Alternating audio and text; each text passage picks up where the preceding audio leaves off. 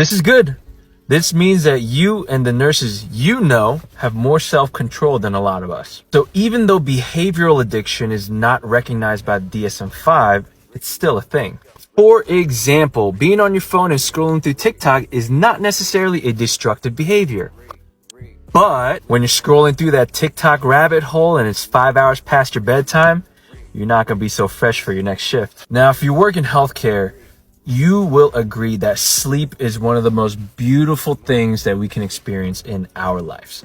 But why do we forego that sleep to scroll through TikTok?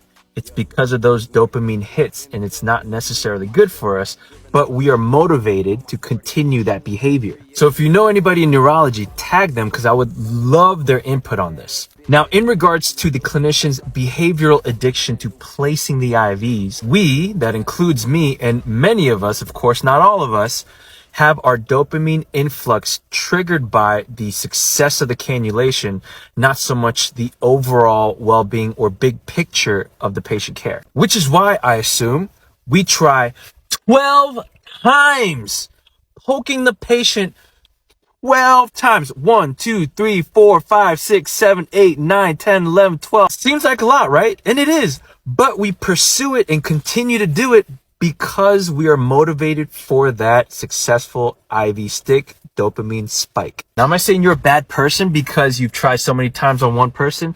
Absolutely not. Look, after working so many years in the ER of one of the most dangerous cities in the US, we are put in impossible situations all the time. For example, true story, it's night shift, there's no IR, there's no IV therapy, all the docs are all busy with their own codes, no one's ultrasound trained. What are you gonna do?